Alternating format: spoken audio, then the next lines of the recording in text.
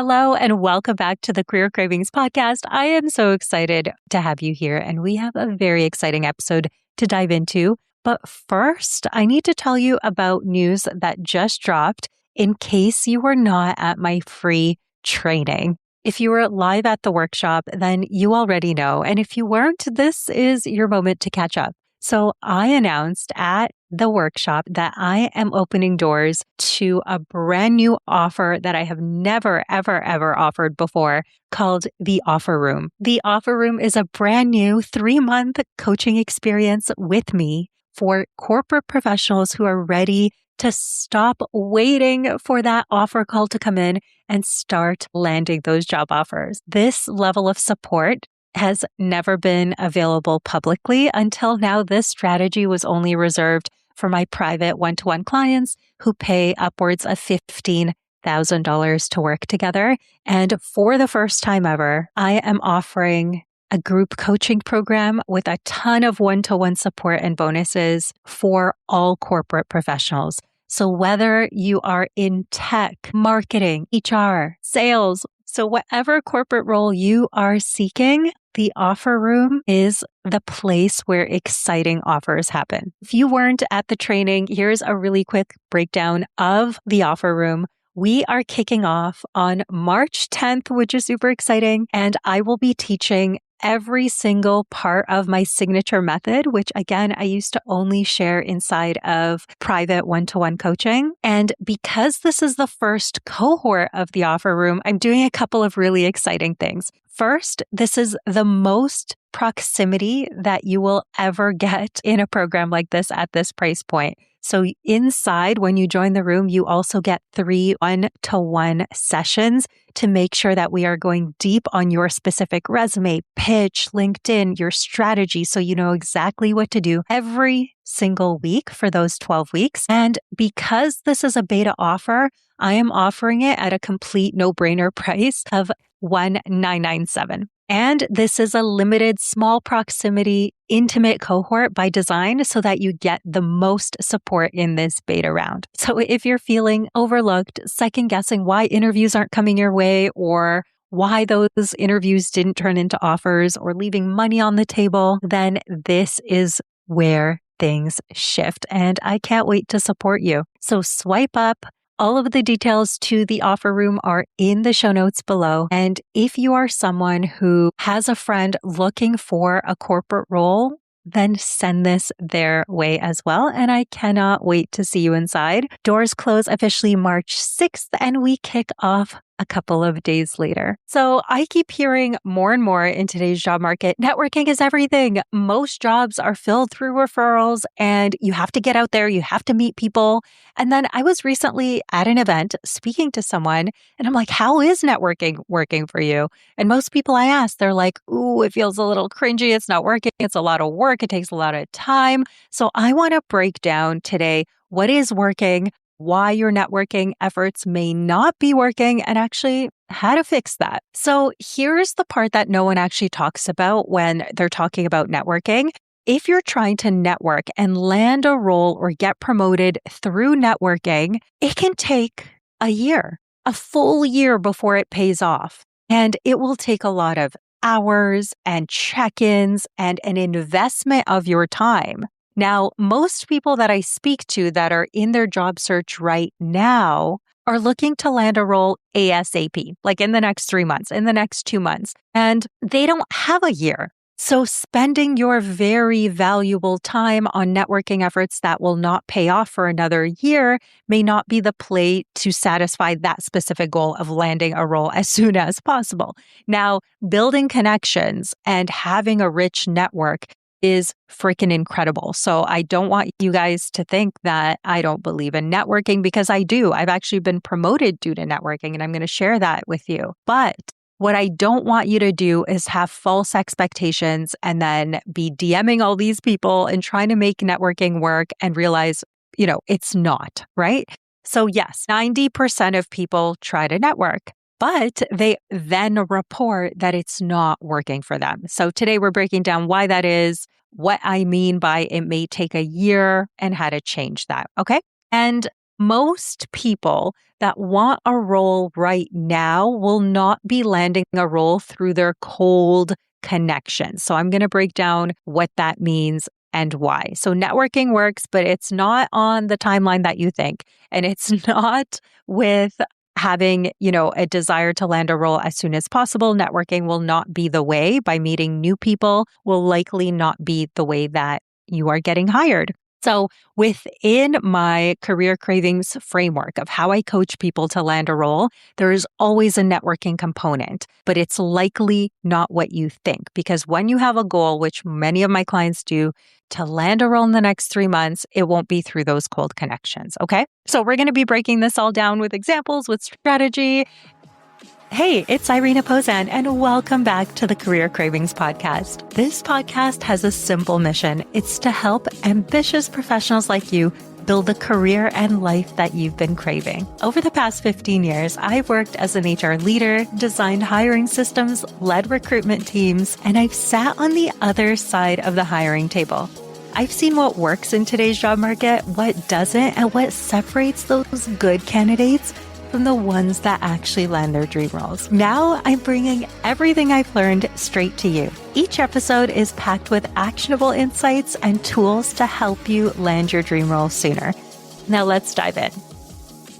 Okay, so before I get a ton of messages from people saying, oh my goodness, networking does work, you don't believe in it, I want to be super clear and share that I've actually been promoted from networking. And it taught me a lot about the way that networking works and how it works in larger organizations. So I'm going to break that down as well. And then I'll also break down the strategies that are working in today's job market. So a long time ago, I was at a work event and I worked at a huge company and we had this offsite where we were working on team building. Now, it wasn't just my team there. It was like the whole HR team. And we had like over 200 people that would be in one location from HR. And the seating was like assigned, and I sat at a table where I didn't know anyone. And then because of that, I was just speaking to people there and we had an activity to do. There was something about marbles and like building some kind of track. And then there were different teams that were competing against each other. And then the team that won would win a prize, right? So we all had to work together. And I remember sitting next to an HR director that I didn't know really well. I actually didn't know her at all. And I don't remember speaking to her too much, but we were interacting. So I get a little competitive. You may know that, you may not. But when it's time to win, it is time to win. So I, was getting the team together. I'm sure that I displayed some leadership qualities. I was talking to her as well as the other people at the table, and we worked on this task. Now, I don't even think our team is the one that won. This is so long ago, I don't even remember. But that was my first real deep interaction with this HR director. And at the time, I was an HR manager. And, she wasn't my director. I had my own HR director.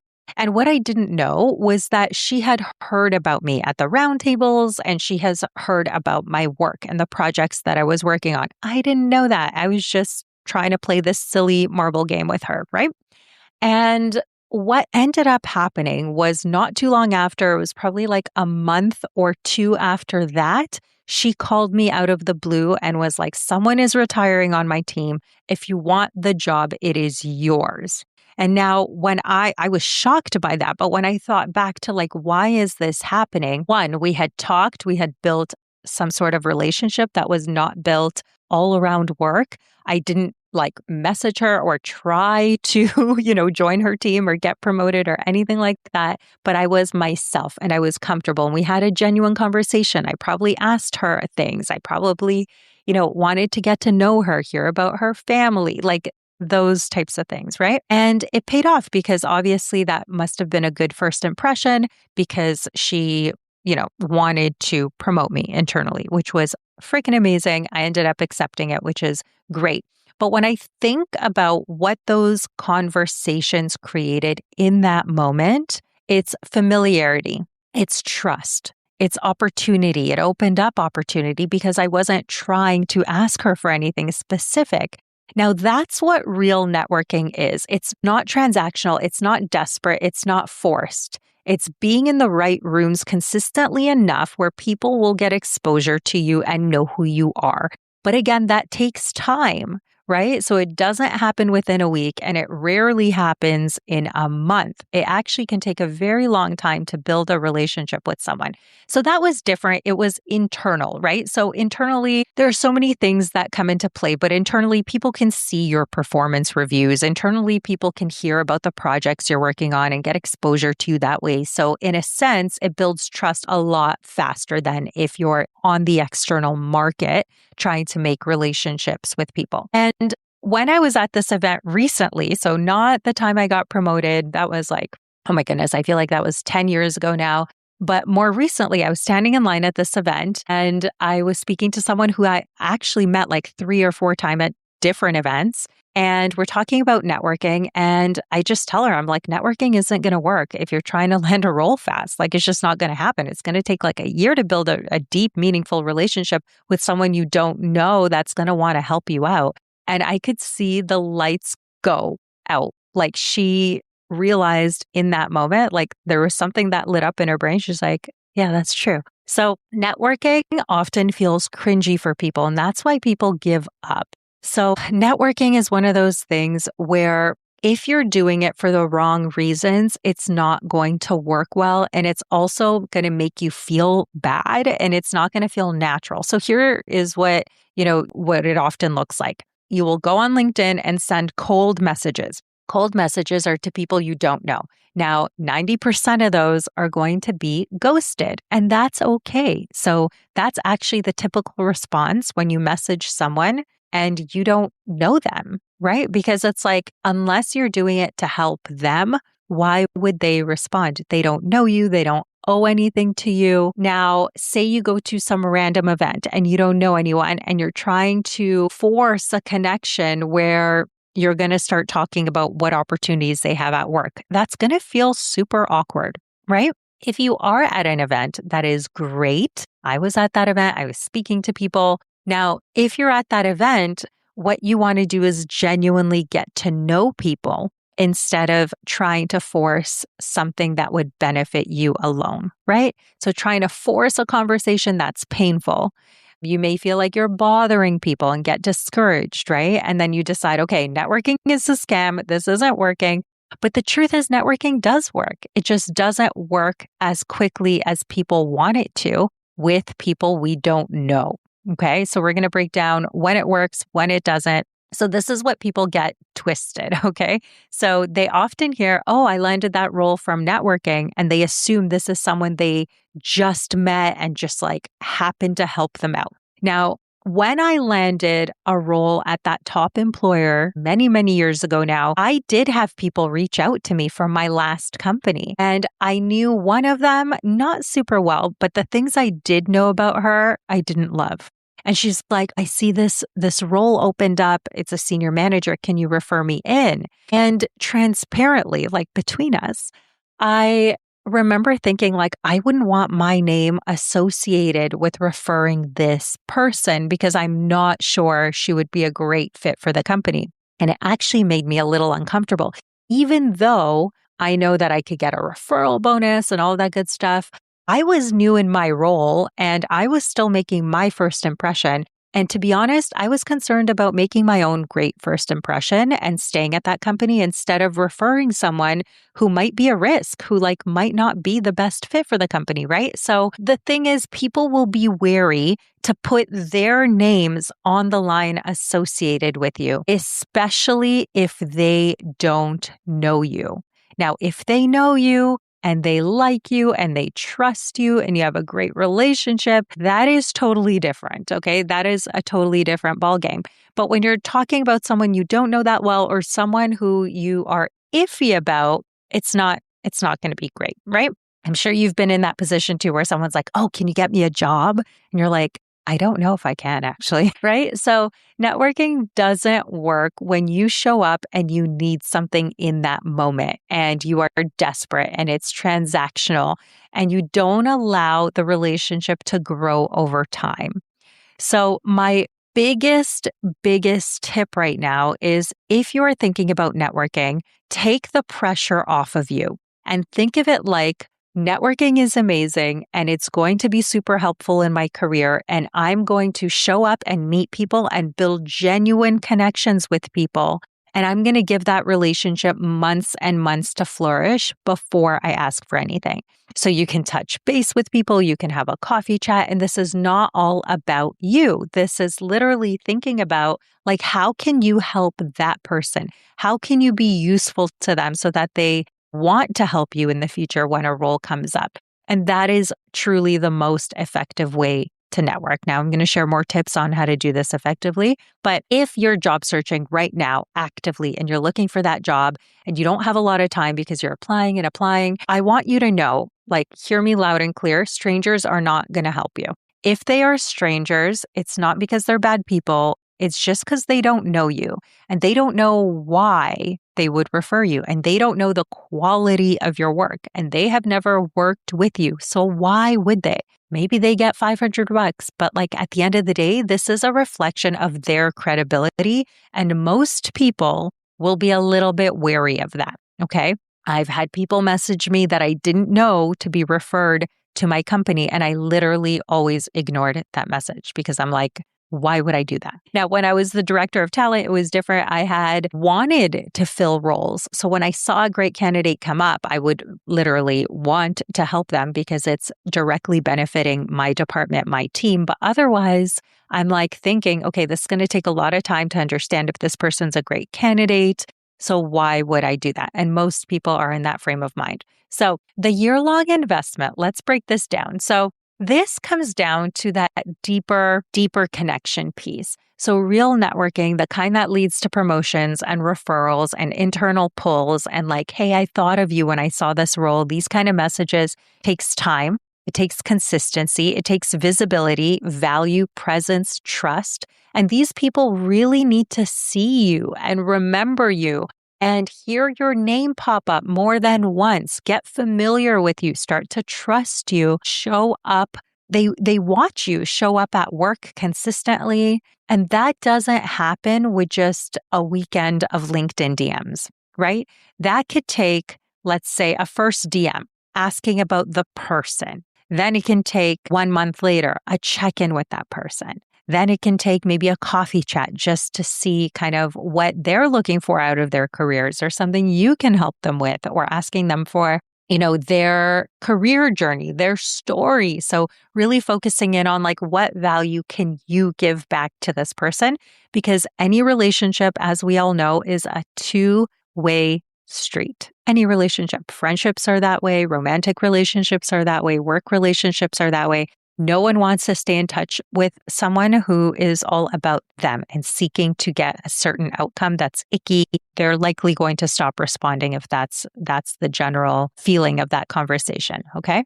So most people don't want to hear this, but networking is a super long-term strategy if you don't know people. It just takes a long time to warm up and get to know someone to the point where they feel comfortable hiring you or referring you. Now, if you're looking for immediate results, you're like, no, Irina, I don't have a year. I want to focus in on right now. Now, listen, again, if you start today with building relationships that will pay off a year from now, you're still winning because that is going to help you in the long term. But if you're looking for a role right now, it's super important for you to land a role, in the next couple months. Then where you're going to want to focus is your warm network. I talked about cold network being people that you don't know, essentially strangers. Warm network are people who already know who you are. And this is a huge pool of people. So this can be anyone. This can be literally people you worked with before, someone's brother, someone's sister, someone that you have someone in common with, someone you once met at a party even counts towards your warm network. These are people you already have on LinkedIn that you aren't just adding today, right? So these are people you have had some sort of connection or interaction with in the past. Now, your warm network, they have already started building that credibility and trust with you, and they may have already been in your circle for a year or even longer. Maybe it's someone you went to school with and they remember what you're like to work on a project with. Maybe they have a great association with your name. They remember you, right? So these are the people that will pay off super quickly. Like if you were 5 years ago doing your MBA, you were in a class, you worked on a project with someone, literally reach out to them. But again, you're going to want to reach out to say, how are you? What's going on in your career? Offer some help or support or make an introduction that would be powerful for them from your network. And after you do this, they're going to want to repay the favor and things start working a lot faster because they know you, like you, trust you. There's that know, like, and trust factor already built in. So I'm always telling people to think of their warm network first if they're looking for networking to pay off in the immediate future. And most people's initial reaction, you might be thinking this too, like, oh, that's really great, Irina, but I don't have a great network. Most people think this. And then when we actually go through it, they do end up making a list of like 10 people that they can reach out to and touch base with and just ask, how are you doing? How are the kids? Like all of this type of stuff, right? To start to reconnect and to rebuild that relationship, which will pay off so much faster. So yes, you could, if you're someone who is thinking, I need to land a role right now and I'm going to find a stranger that's going to help me do that, you are going to be disappointed like 99% of the time. That doesn't mean it won't work 1% of the time, but it's extremely unlikely. So get out there, meet people, start building relationships with that you can cash in on in a year from now, in 6 months from now, in 5 months from now.